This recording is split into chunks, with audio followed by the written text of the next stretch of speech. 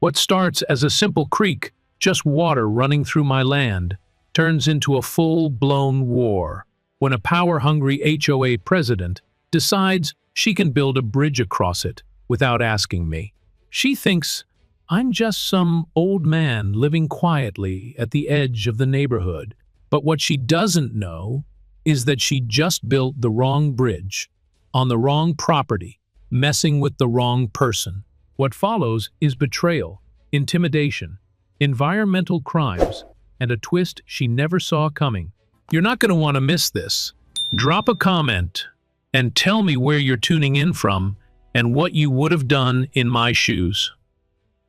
I never thought I'd wake up to strangers in neon vests trampling through my stream like it was a public park, but that's exactly how it started. A cold Monday morning in March.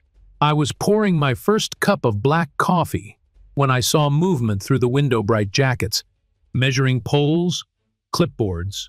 My heart jumped. I threw on my flannel, grabbed my boots, and rushed down the hill that sloped gently toward the water.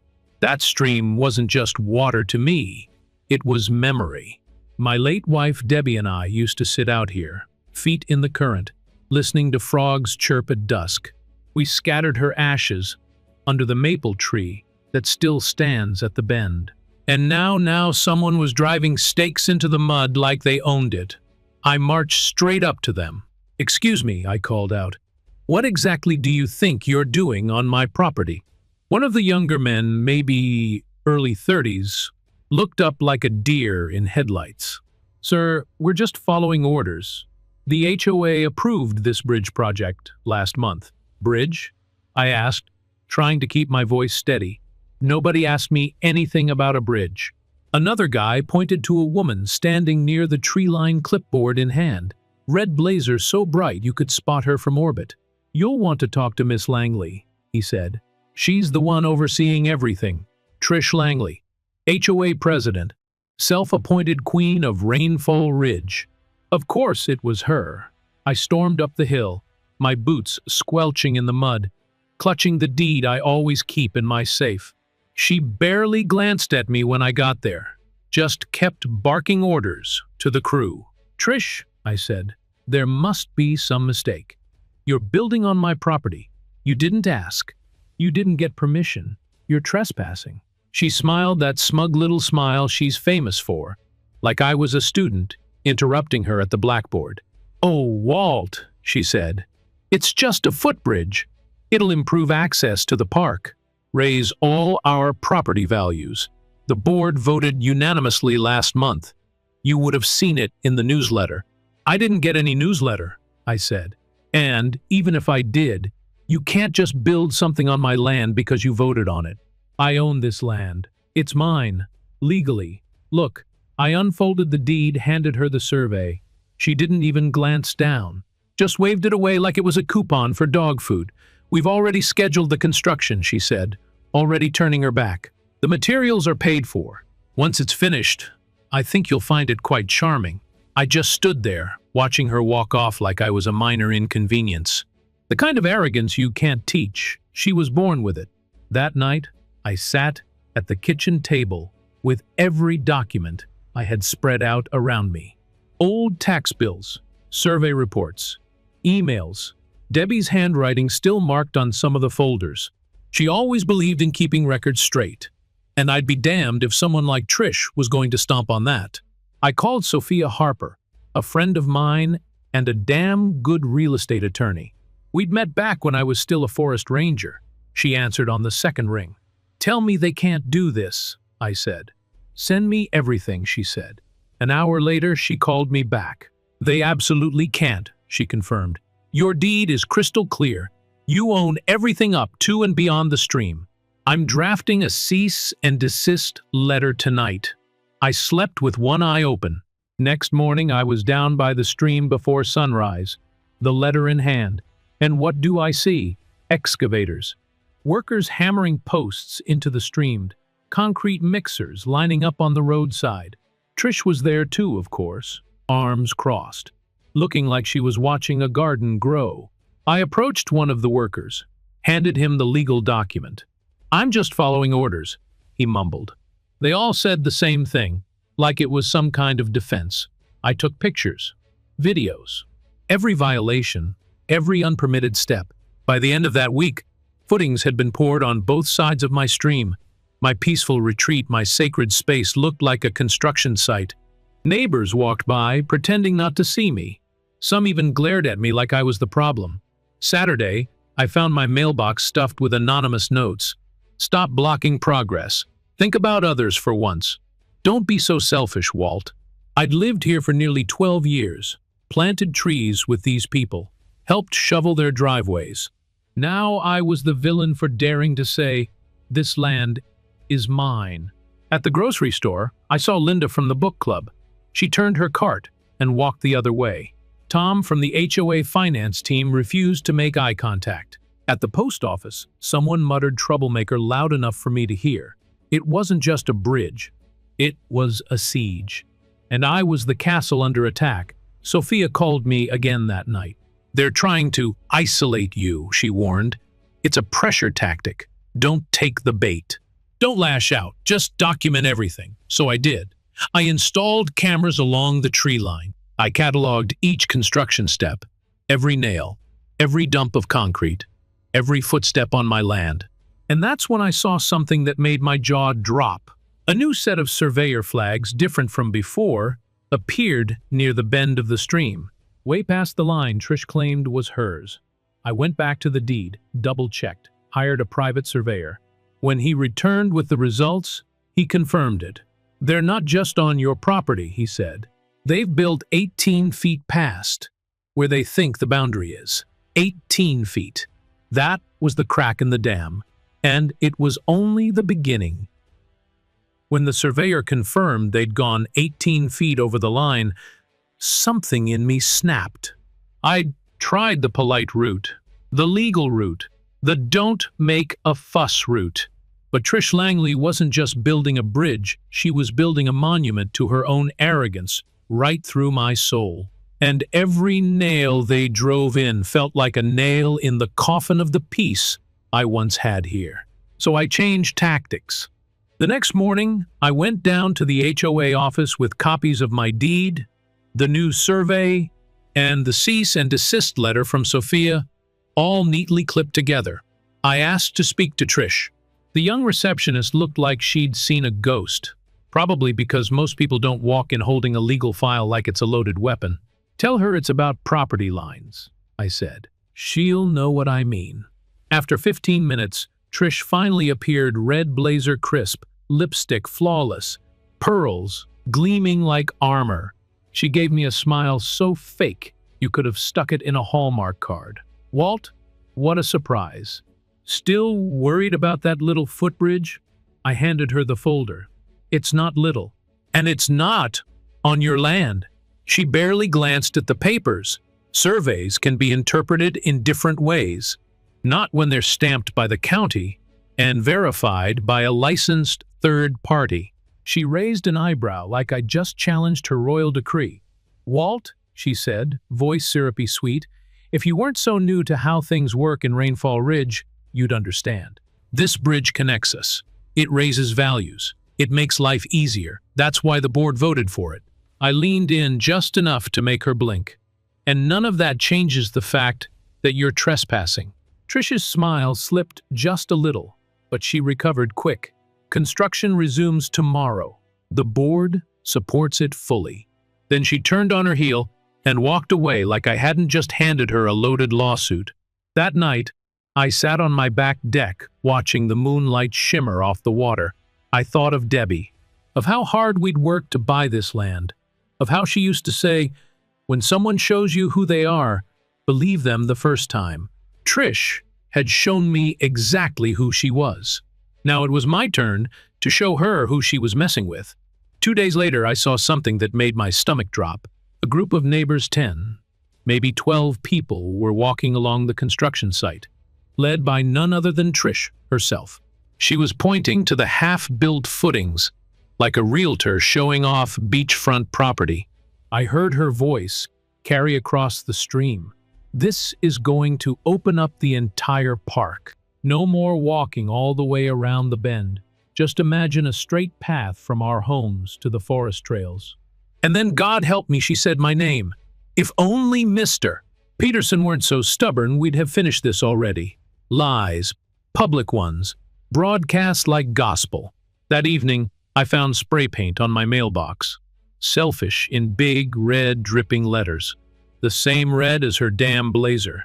The next morning at the diner, nobody would make eye contact. Even Marty, the guy I shared coffee with every Tuesday, just nodded and turned away. A woman I didn't recognize whispered, "That's him," as I walked by. It was a whisper campaign. Trish had weaponized the community, turned my refusal to be trampled into some kind of moral failure. I was the villain now, the holdout, the anti-progress crank. I called Sophia again. "They're isolating you on purpose," she said. "They want to break you down so you'll give in. Don't engage. Just keep building your case." So I did. I bought 4 more security cameras and installed them at every angle. I logged every visitor, every trespass, every new piece of construction. That week, Trish held a community info session at the clubhouse. I wasn't invited, but I went anyway. I stood at the back of the room, arms folded, watching as she clicked through a slideshow like she was unveiling the Eiffel Tower. She showed photos of the bridge, called it the Langley Connection. I'm not kidding, she even had a logo.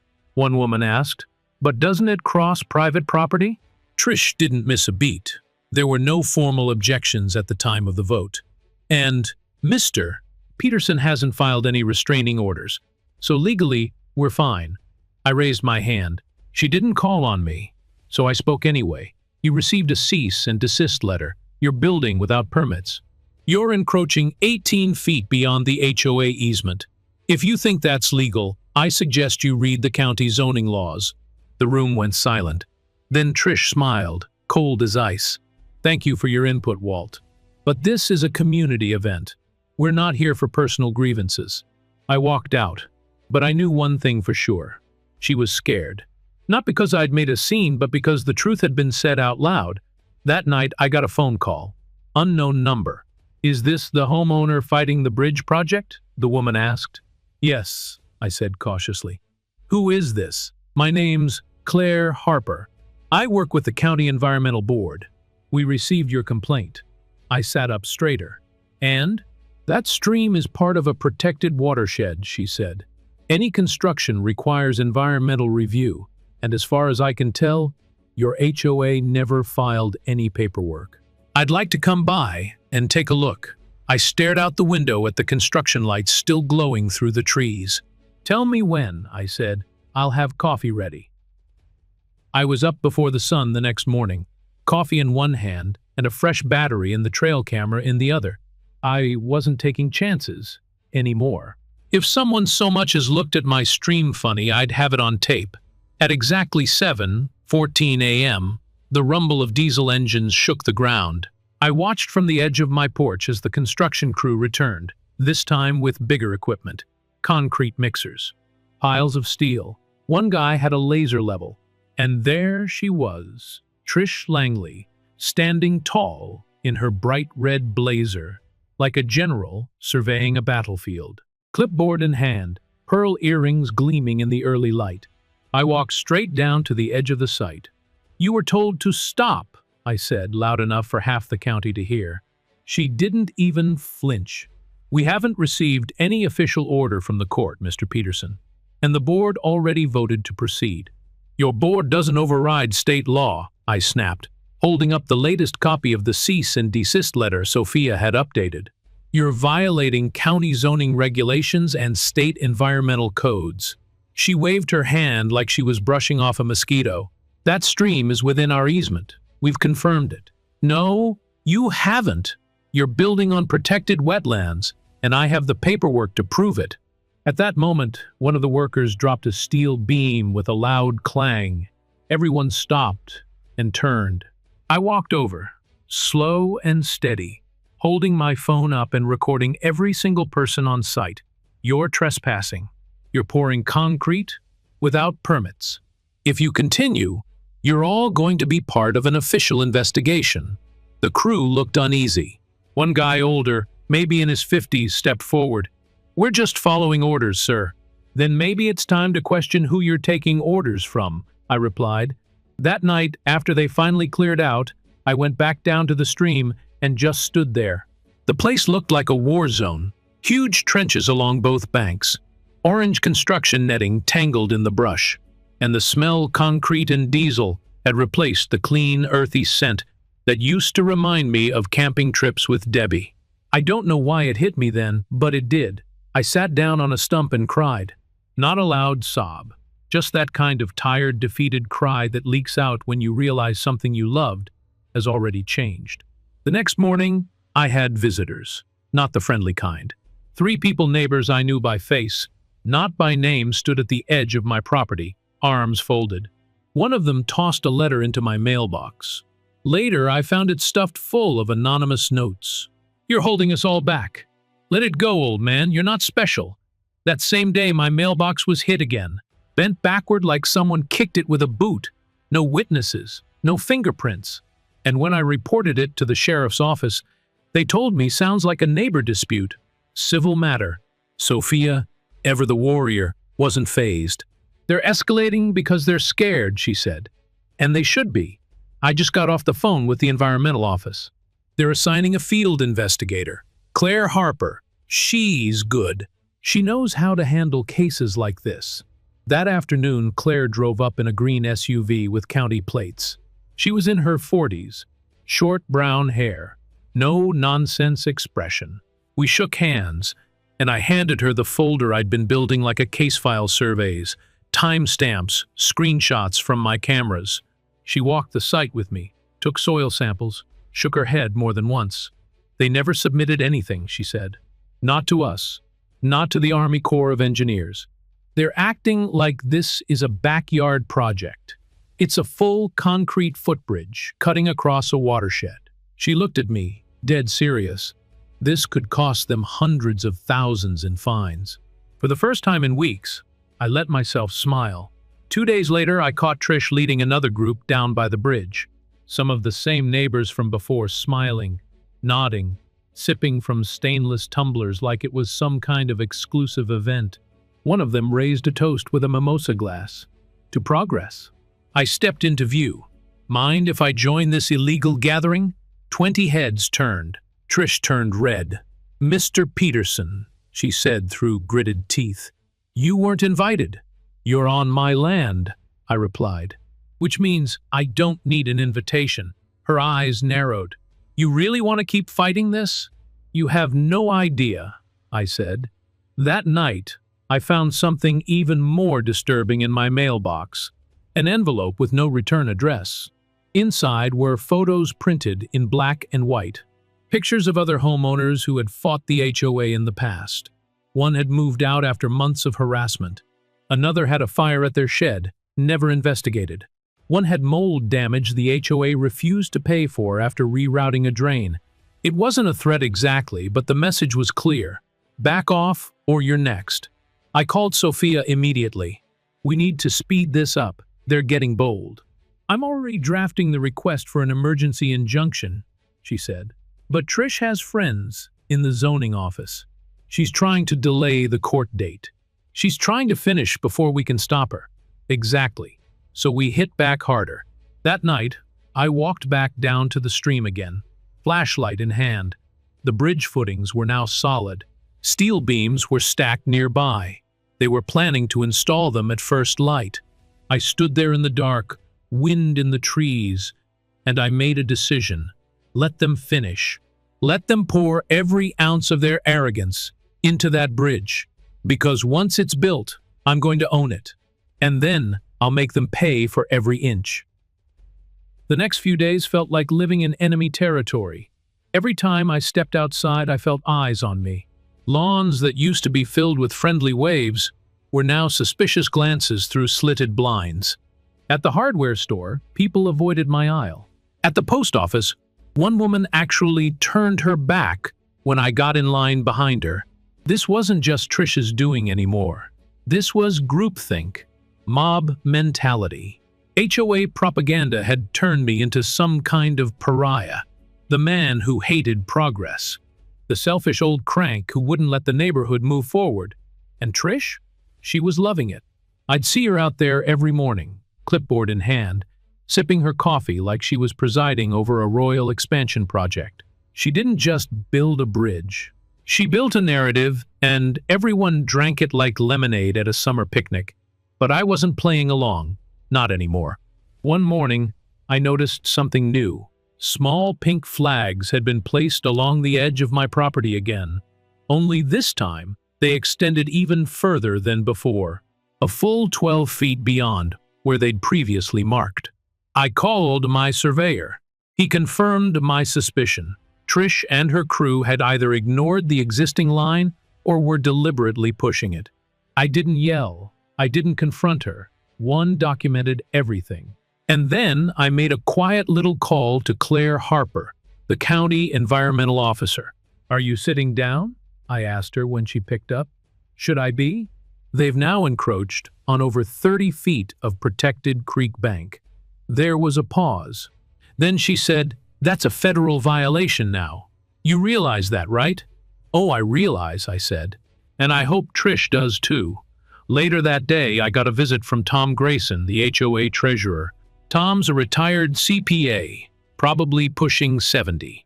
I always thought he was just a yes man for Trish, but when he knocked on my door that afternoon, he looked nervous, sweating through his collar, even though it was 65 degrees out.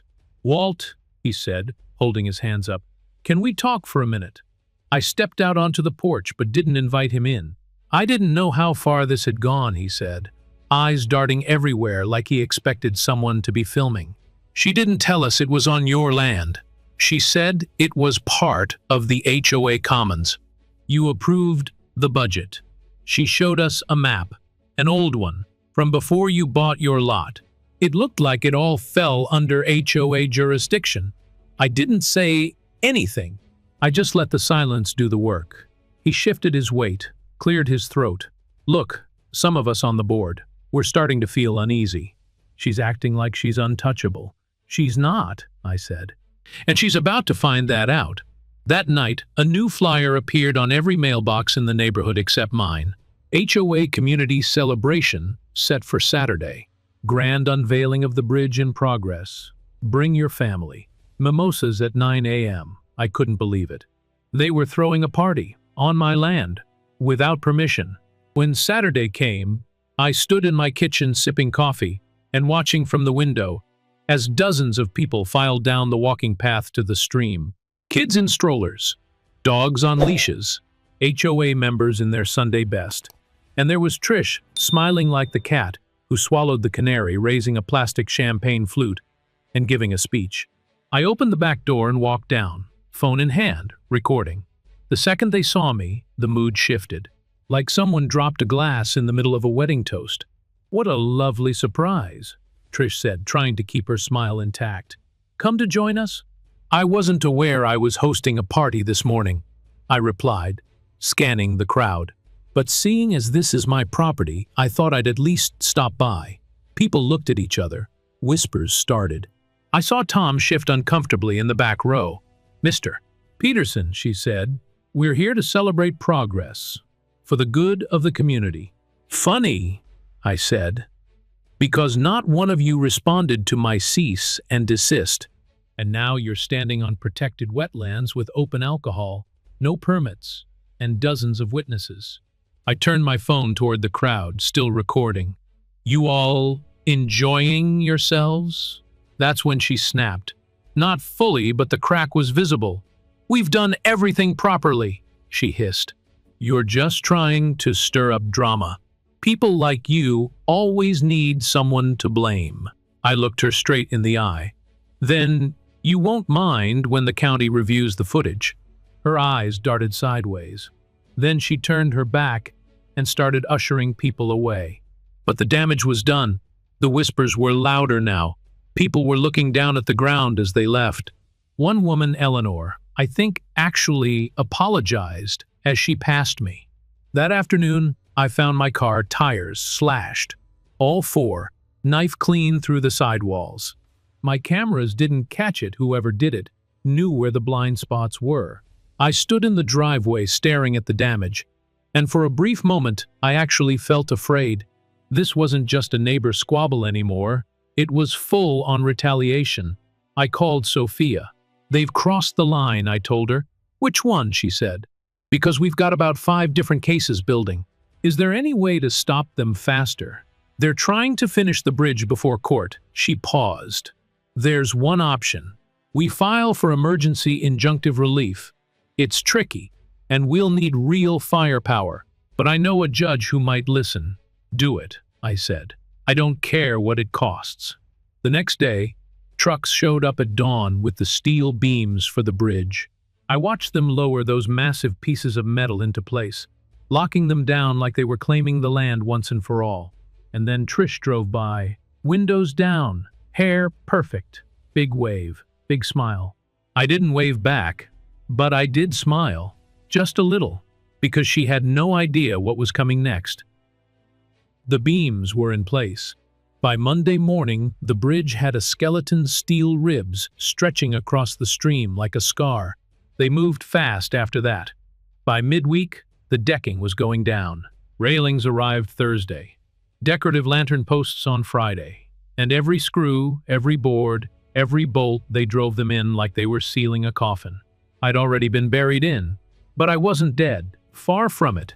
That same Friday evening, I got a phone call from an unknown number. I almost let it go to voicemail. But something intuition, maybe, made me answer. "Mr. Peterson?" "Yes?" "My name is Ethan Marks. I'm a development consultant with Columbia Trail Systems. I've been following your situation in Rainfall Ridge with great interest." I blinked. "Come again?" "I think you're sitting on something worth a lot more than headaches. I'd like to talk. In person. I'll buy the coffee." We met the next morning at a cafe 2 towns over. Neutral ground. Ethan was mid-50s, sharp suit, calm voice, and eyes that never stopped scanning the room. The kind of guy who could smell profit from a mile away, and probably knew a dozen ways to make it multiply. He slid a manila folder across the table. Inside were maps, trail maps, infrastructure reports, zoning proposals, funding allocations. And stamped across several pages were the words, "Pine Ridge Regional Greenway Initiative." "What am I looking at?" I asked. He tapped one of the maps. "For the last 6 years, we've been working on a plan to connect 3 major trail systems in the region. But we've been missing a critical connection point, one that would link the forest preserve to the public park near Rainfall Ridge." I stared at the spot he was pointing to. It was my land, my stream, and the bridge they were illegally building. "The township has been trying to negotiate with your HOA," Ethan continued, "but they hit a wall. The HOA doesn't actually own that part of the land. You do, which means only I can grant an easement," I finished. "Exactly." He leaned back, smiling. "If that bridge were permitted and structurally approved, it could complete the greenway system. The town's already allocated funds for acquisition, big funds, and because it's public infrastructure, they're willing to pay premium for access." I looked at the number on the page, $7 million. I laughed. It came out dry, almost like a cough. "You're telling me the HOA accidentally built me a golden bridge?" "In a way," he said. "They laid down the structure, but you own the land underneath. Without your consent, it's just trespassing. With your signature, it becomes the crown jewel of a multi-million-dollar nature corridor." I sat back in the booth, my mind reeling. All this time I'd been fighting to stop the bridge. Now I realized I didn't need to stop it. I needed them to finish it. The more they built, the more valuable it became. Not to me, but to the township, to developers, to hikers, bikers, even local tourism. Trish thought she was steamrolling me. But really, she was building the road to my financial freedom. "I want a formal proposal," I told Ethan, "and I want it in writing. You'll have it by Monday." As I left the cafe, I felt something I hadn't felt in weeks' hope. When I got home, construction was in full swing. Workers hammering, sawing, shouting. Trish was there, of course, clipboard in hand, pointing at something on a blueprint. I walked right up to her. Afternoon, I said, all smiles. She looked up, squinting. You're awfully chipper today. The bridge is coming along beautifully, I said. I got to admit, I'm impressed. She stared at me, eyes narrowing. Changed your mind? She asked, suspicious. Let's just say I'm seeing the bigger picture now. Her lips pursed. That's what I've been saying all along. Oh, by the way, I added, you did get clearance from the Army Corps of Engineers, right? This streams under federal jurisdiction. Her face froze. That's not required. Are you sure? I said, tilting my head. You might want to double-check before your grand opening. I walked away before she could respond, but I heard her hiss to her treasurer, find out what he's planning. Over the next week, I became a different kind of man. Less soldier, more strategist. I started compiling everything.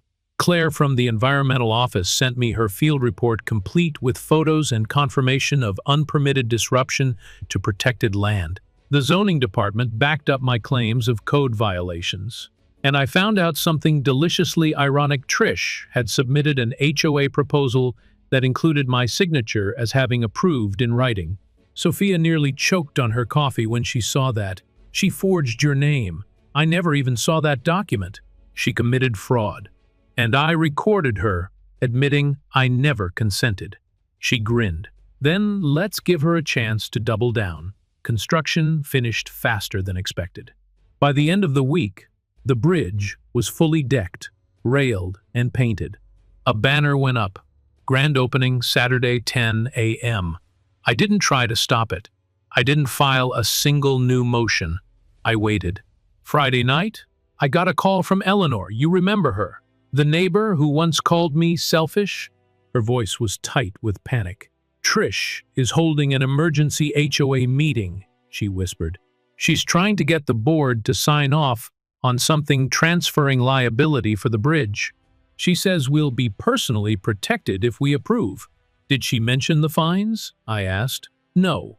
What fines?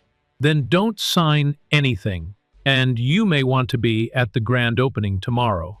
You'll want to see this. When I hung up, I looked out the window at the bridge, lit up under the moonlight like some sort of monument. I thought about Debbie, how much she loved quiet walks along the stream, how proud she would have been to see me stand my ground. That night, I didn't sleep much. Not because I was worried, because I was ready.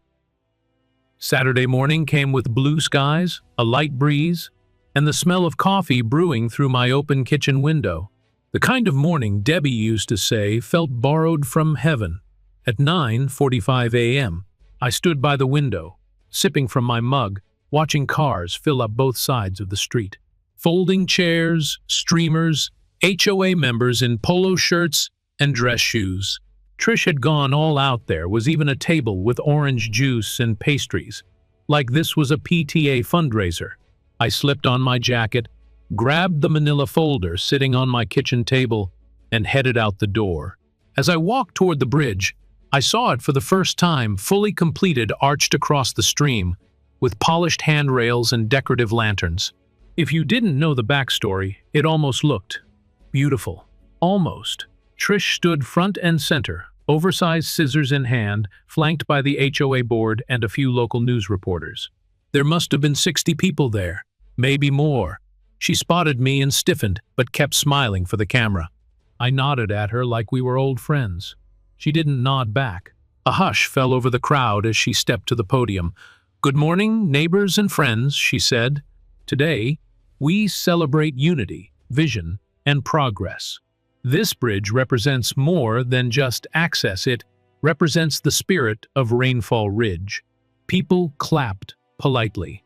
I counted 6 reporters, 2 camera crews, and at least 3 HOA board members who looked like they'd rather be anywhere else. "And now," Trish continued, lifting the scissors, "let's cut the ribbon and open this new chapter together." She never got the chance, because right then, a black SUV pulled up behind the crowd and parked diagonally at the curb. Out stepped 3 people in official-looking jackets, followed by another woman in a gray suit carrying a leather binder. Claire Harper, County Environmental Officer. Behind her were a representative from the Township Planning Commission and someone I didn't recognize, but whose badge read Federal Watershed Oversight. Trish froze mid-sentence. The scissors hung awkwardly in her hands. "Miss Langley," Claire called, loud enough for the crowd to hear, "we need to speak with you about this structure." You could have heard a pin drop. "Excuse me?" Trish replied, forcing a laugh. "We're in the middle of a community event." "I'm aware," Claire said, walking toward her. "And that's part of the problem. You're celebrating the opening of a bridge built without permits on federally protected wetlands." Gasps rippled through the audience. One of the reporters turned and started filming. Claire turned to me. "Mr. Peterson, would you like to explain your role in this?" I stepped forward, holding the folder like a preacher with a Bible. "For weeks I've tried to stop this," I said.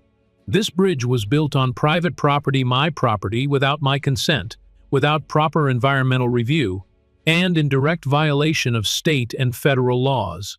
I opened the folder and handed copies to Claire and the township rep. "Here's my original deed. A county-certified survey confirming ownership, cease and desist letters delivered to the HOA, and photographs documenting each step of unauthorized construction." Claire flipped through the documents while the township official nodded. Trish tried to cut in. "This is just a misunderstanding. We believed we had easement rights. You forged my signature on a proposal to your board," I said calmly. "That's fraud." Claire looked at Trish. "Did you file permits for this bridge with the county?" We assumed since it was under HOA jurisdiction. It's not," I cut in. "That stream is designated as a Class 2 protected watershed. You didn't just violate zoning, you may have violated federal law." The woman with the federal badge stepped forward. "We're issuing an immediate stop-use order.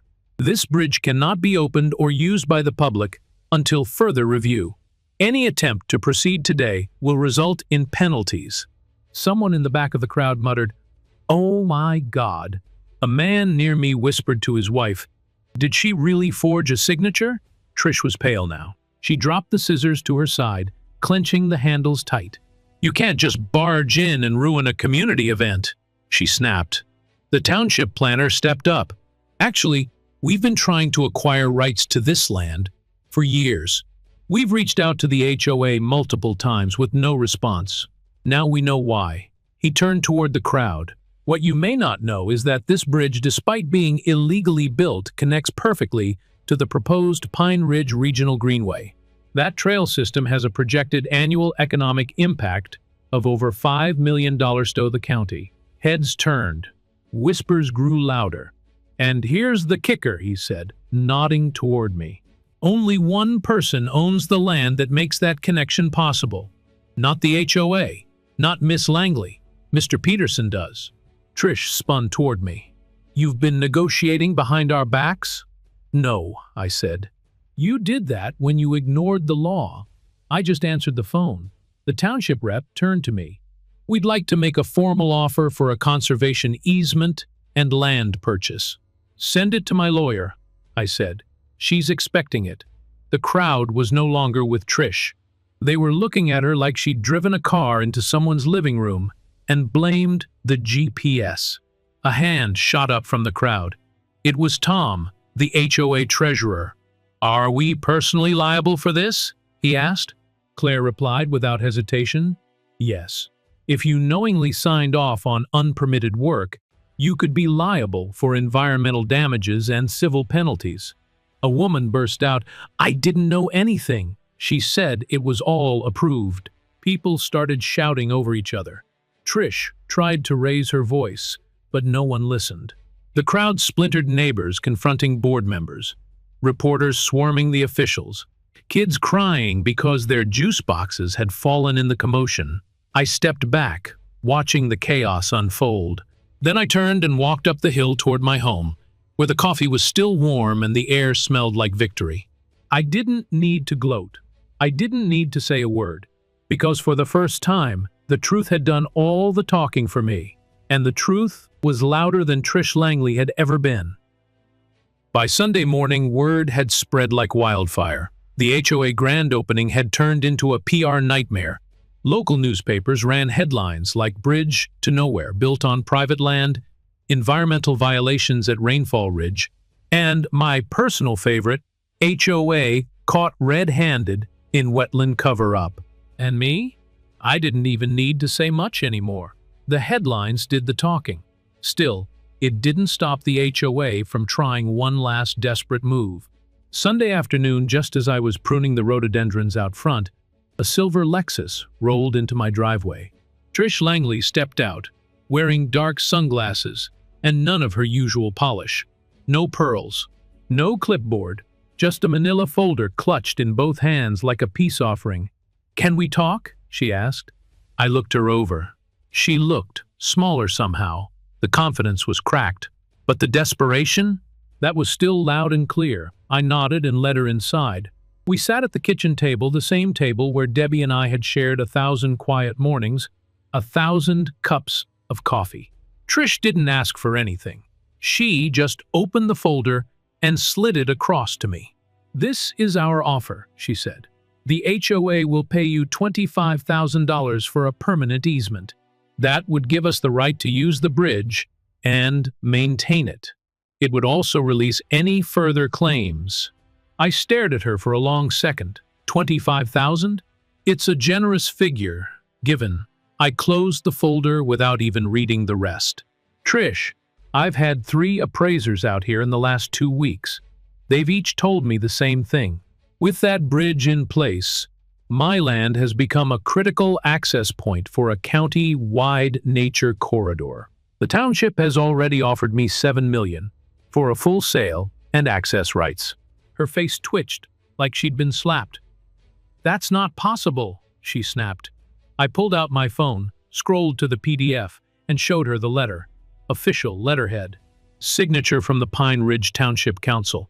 "They're prepared to present it at the public meeting next week," I said. "And they've budgeted the funds for next quarter." She leaned back, visibly shaken.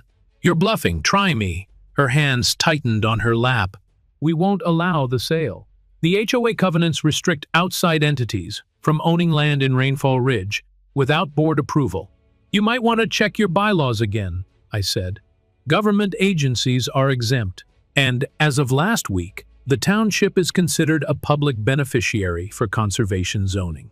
Your rules don't apply to them." Trish didn't respond, just stared at the folder in front of me like it had betrayed her. After a moment, she stood. "This isn't over. It is for me." She paused at the door, her voice lower now, almost pleading. "You don't have to do this. We were just trying to build something good." "No," I said quietly. "You were trying to build something on someone else's land, without permission, and you thought you could get away with it." She walked out without another word. That evening, my phone buzzed with texts from neighbors. Some angry, some curious, some apologetic. Apparently, flyers were being handed out at every door emergency HOA meeting scheduled for Tuesday night. "Threat to community integrity," it said. I wasn't invited, of course, but I didn't need to be. Monday morning, the township reached out again. "We've reviewed everything," said the voice on the other end. "We're increasing our offer, $7.5 million. We'll assume liability for remediation and bring in state partners for trail development. If you accept, we'd like to begin escrow immediately." I took a deep breath. "I want 10% of that amount earmarked for a conservation trust," I said. "In my wife's name, Debbie Peterson Environmental Fund." There was a pause. Then, "I think that can be arranged." That night, I finally slept like a rock. The next day, Tuesday, I showed up to the HOA meeting anyway.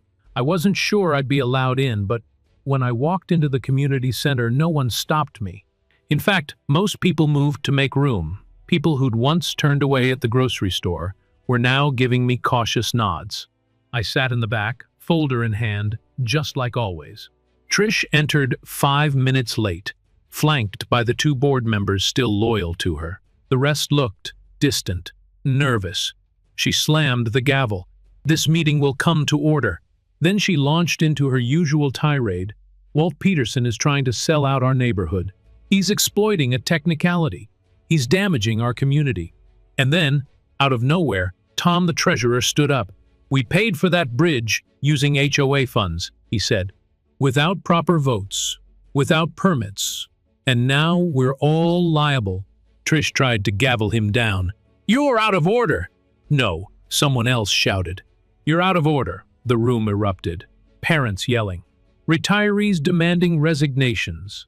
One woman stood up and asked point blank, "Did you ever have his permission?" Trish tried to weasel out of it. It was implied. He didn't physically block it. I stood up. I gave formal legal notice. I sent cease and desist letters. I contacted zoning, the county, the state. I recorded every conversation. This wasn't negligence. This was deliberate. And then, because I couldn't resist, I pulled out the letter from the township and read it aloud. $7.5 million. Full conservation corridor. Public access, educational trail signage, and annual environmental events. The room went silent. Then someone clapped. Then another. Then a dozen. Even Eleanor stood and said, "We should be thanking him." Trish was cornered, red-faced, sweating, powerless. My attorney, who had come with me that night, stepped forward and addressed the board directly. "You have two options," she said. "Accept the sale and let the township take over, or prepare for fines, lawsuits, and personal liability claims totaling over $1 million. Nobody spoke. Then Tom quietly said, "I motion to remove Trish Langley as board president." A chorus of second followed. The vote was unanimous. She stood, trembling. "You'll regret this," she hissed. But no one even looked at her. I walked out that night, not as the villain they once painted me to be, but as the man who saved them from themselves. And the best part? I hadn't even cashed the check yet. The morning after Trish was voted out, I woke up to a voicemail from the local news. "Mr. Peterson, this is Lisa Chen with Channel 8. We'd love to schedule an interview about the HOA vote and the township's interest in your land. We think your story could help other homeowners understand their rights." I didn't call her back right away. I needed a moment.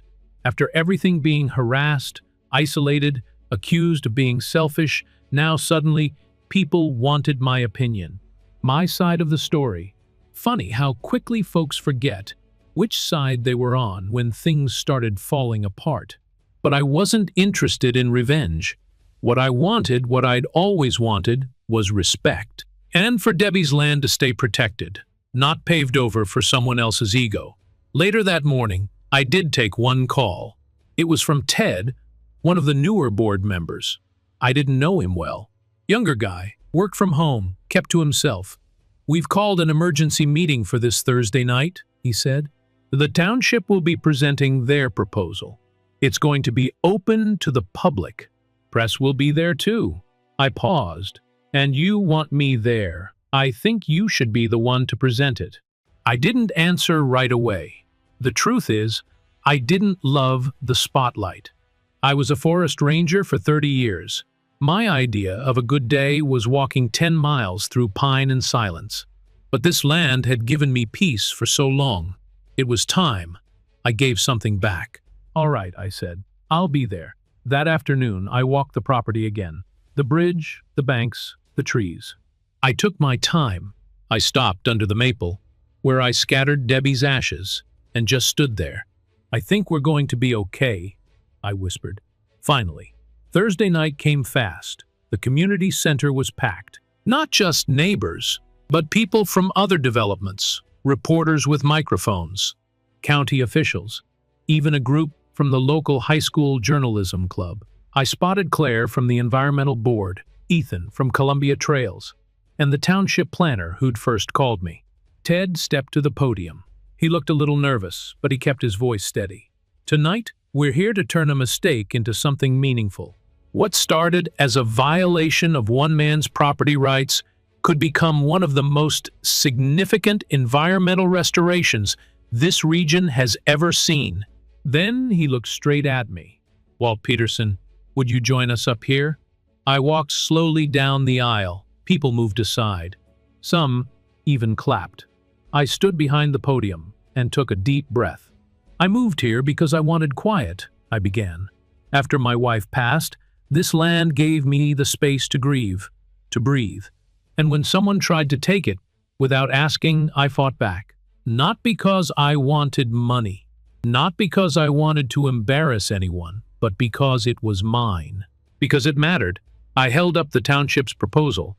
This, I said, is what happens when people listen instead of bulldoze, when we work together instead of pushing each other out. Then I stepped back. The township planner took over from there, presenting a detailed outline of their conservation corridor, 120 acres of trails, public access points, native planting zones, and educational signs. The illegally built bridge would be removed and replaced with a properly engineered structure, slightly downstream and fully compliant with environmental standards. And the cost? Someone in the crowd asked. The township has approved a final offer of $7.8 million, the planner said, for purchase of the land and access rights. A wave of murmurs swept the room. But what about the fines? Another voice called out. Do we still have to pay? Claire stepped up next. If the HOA signs an agreement acknowledging the violations and commits to a full remediation plan, the county will waive financial penalties. That includes all fines related to wetland disruption. There were audible sighs of relief. People leaned back in their chairs, shoulders dropped. And then Ted added one more thing. We've also adopted a governance reform package. No more volunteer, only decisions. We'll bring in licensed property managers, establish term limits, and from now on, every project over $10,000 requires community-wide input. I watched faces change. People who had once glared at me were now nodding, hopeful, even grateful. And just when I thought it was over, she showed up. Trish. She slipped quietly into the back row. No entourage, no lipstick, no clipboard. Just her and that familiar storm behind her eyes. She didn't speak, didn't interrupt. She just sat there, arms folded, watching it all play out without her. After the meeting, people came up to shake my hand. Eleanor gave me a small hug. Tom, the treasurer, thanked me. Even a few teenagers came up asking about careers in conservation. And Trish? She stood near the exit, alone. When I passed her, she didn't say anything. But she didn't look away either. That night, I sat on the porch, whiskey in hand, watching the stars. For the first time in months, the air felt still again. My phone buzzed an email from Sophia with the title, Escrow Initiated. Final sale in process. I poured another glass. I'd done it. Not just for me, but for Debbie, for the land, for every person who's ever been pushed around by someone louder, richer, or in a red blazer with a smug smile. And I wasn't done yet, because in my negotiations, I'd added one last clause. 10% of the fund's $780,000 would go toward a long-term environmental trust. It would maintain the new trails, restore the damaged wetlands, and fund educational programs for local schools. It would be called the Debbie Peterson Environmental Legacy Fund. That was the part I was proudest of. Not the money, not the headlines, but the chance to make something beautiful out of something that had nearly broken me. And I knew Debbie would have loved that most of all. 3 weeks later, I signed the final papers. It happened on a Tuesday morning in a modest law office downtown, nothing fancy. Just a quiet room, a pot of lukewarm coffee, and a stack of documents an inch thick. I wore my cleanest flannel shirt and brought the same pen Debbie gave me 20 years ago when we closed on our first house. Funny how life circles back like that. The township's attorney was kind, professional. She walked me through every page, and I initialed line after line while she explained what each one meant. Final transfer of title. Conservation easement activation. Environmental trust release. $7.8 million deposited directly into my account, minus my donation to the Debbie Peterson Legacy Fund. I didn't smile until the very end, when she slid the last sheet across the table and said, "That's the one. I signed it." Just like that, it was done. My 5 acres, the bridge, the stream, The trails now officially belong to the township, protected, preserved, safe from future HOAs, bulldozers, or anyone else who thought they could strong-arm their way across someone else's boundaries. When I walked outside, the sun hit my face like a quiet benediction. I checked my bank app just once. The number was real, but honestly, that wasn't what made my heart beat faster. What mattered was what the land would become. That Saturday, the township held a celebration. Not a ribbon cutting this time, no giant scissors, no champagne, no PR fluff. Just neighbors, families, and students gathering at the new trailhead to see what we'd built together. A sign stood tall at the entrance. Willow Creek Nature Corridor, where community and conservation meet, established 2025. Made possible by a generous donation from Walter and Debbie Peterson underneath, in smaller font. Main Trail, the Debbie Peterson Walk. One stared at that sign for a long while. I didn't cry, but I felt something deep and solid settle in my chest, like a weight that had been there for months had finally lifted. Like breathing got easier. Ted gave a short speech. Claire talked about the importance of wetland preservation. Ethan spoke about trail connectivity and economic impact. And then they handed me a framed certificate with a photo of the finished trail map. Eleanor brought cookies. Tom brought a portable speaker and played some old Simon and Garfunkel songs. And then Trish showed up. She didn't make a scene. She didn't storm in like she used to, demanding attention. She walked slowly, head high but face tight, like someone who still hadn't figured out how to carry her own defeat. People noticed. A few turned away. Some whispered. One or two gave her sympathetic nods. She waited until the speeches were done, until the crowd had mostly drifted down the trail, and then she walked over to me. I stood still. Let her speak first. I came to say goodbye, she said. Her voice was quieter than I'd ever heard it. Goodbye, I said. She looked down at the ground for a moment, then back at me. And to say I was wrong, I should have asked. I should have listened. I thought I was doing the right thing. It's a little late for that, I said. But I appreciate you saying it. She nodded. I resigned from the board for good. We're moving in a few months. Jack found a place closer to his job. I don't think I'm cut out for HOA leadership. I didn't laugh. I didn't gloat. I just said, we all make mistakes. What matters is whether we learn from them. She didn't respond, just gave a stiff nod and walked back toward the parking lot. And that was the last time I saw Trish Langley. That afternoon, I led a short hike along the new trail. Families followed behind me, kids running ahead, dogs sniffing everything. At the first curve, there was a small wooden overlook decked out with benches and an informational sign about native plants. Beside it, another plaque. This trail is dedicated to the memory of Debbie Peterson, lover of forests, silence, and the sound of running water. One of the kids, maybe 10 years old, read it out loud and asked his mom, who was she? The mom smiled. Someone who loved this place enough to save it. I turned away for a second just to catch my breath. That night, I stood on my porch with a whiskey in hand, watching the sun disappear behind the hills. My house was quieter now. The bridge was gone, disassembled, and removed piece by piece by a professional crew hired by the township. A new one would be built farther downstream, with proper permits and proper respect. The old stream flowed freely again, as it should. I'd gotten a few offers on the house already. One from a young couple looking to retire early. Another from a nature photographer who wanted to live off the grid. I hadn't decided what I'd do yet, but for the first time in a long time, I had options. No HOA, no threats, no red blazers pacing my property line, just peace and time, and a memory of a woman who always told me, stand your ground, Walt. Even if you're standing there alone. Turns out I wasn't alone, after all. The movers came on a Wednesday. Nice guys, 3 of them. Polite, efficient, didn't scratch the floorboards. They boxed up my books, wrapped the old rocking chair Debbie used to sit in, and carefully loaded the garden tools she insisted. I always keep sharpened, just in case. I stood back as they packed the last of it. The house echoed in a way I hadn't heard since we moved in all those years ago.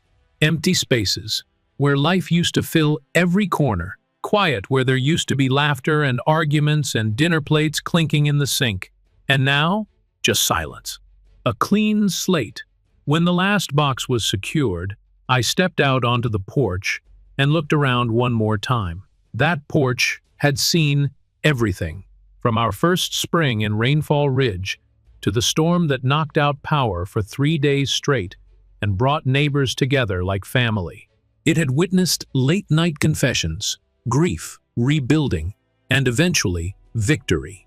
A small group of folks gathered on the sidewalk: Ted, Eleanor, Tom, and a few others I hadn't expected. They held something wrapped in brown paper. Ted stepped forward and handed it to me. "We wanted you to have this," he said. I peeled the paper back and stopped. It was a framed copy of the trailhead sign. Willow Creek Nature Corridor, established 2025 Main Trail. Debbie Peterson Walk below it. A brass plate. In honor of a man who stood his ground and gave something better to us all. My throat tightened. Eleanor dabbed her eyes. "We may not have seen it right away, Walt, but you did the right thing. And you did it with more grace than most of us deserved." I nodded, too moved to speak. I shook their hands, hugged a few of them, even shared a laugh with Tom, who admitted he was looking forward to HOA meetings being boring again. Just as we were saying our last goodbyes, a black SUV pulled up, and to my surprise, out stepped Trish. She looked different, softer. Her hair was pulled back in a loose braid, and the usual power dressing was gone. Just jeans, a cardigan, and a woman who looked like she'd finally put her armor down. She walked up to me, not with fire or anger, but with something closer to respect. "I heard you were leaving," she said. "Figured it was time," I replied. She nodded slowly. "I came to say thank you, and to say I was wrong. About you. About all of it. That caught me off guard. I've had some time to think," she went on. "And I realized I spent so long trying to control everything around me that I forgot to actually listen. You tried to tell us. We just didn't want to hear it." I let the silence sit for a moment, then said, "We all make mistakes. What matters is what we do after." She smiled faintly. "I'm working with a community garden now. It's not much, but I'm learning. One row at a time." "Well," I said, "plants don't care how many votes you've won. They just need water and attention. Seems like a good place to start." She reached out her hand. I shook it. And just like that, it ended not with fireworks, not with lawyers, but with a handshake under a pale spring sky. After she left, the movers closed the truck doors, and I climbed into my own car. I took one last slow drive through Rainfall Ridge, past the community center, past the garden boxes Debbie planted by the side fence, past the new sign for the Willow Creek Nature Corridor. Kids were already riding their bikes down the trail. A couple walked hand in hand beneath the maple trees. And down by the water's edge, a group of volunteers were planting native grasses where the bank had been disturbed. I didn't recognize them, but I didn't need to. They were part of something now, part of a future that wouldn't have existed if I had just backed down. I took the scenic route out of town, down the winding road that hugged the river. When I finally pulled into my new place, a beachfront condo I paid for in full, it was already late afternoon. The ocean was calm, the breeze gentle. No HOA meetings, no surprise votes, no fences going up overnight. Just waves, salt air, and space. I stepped out onto the balcony, leaned against the railing, and watched the sun dip low. The sea turned gold, then orange, then deep velvet blue. And in that moment, I felt it.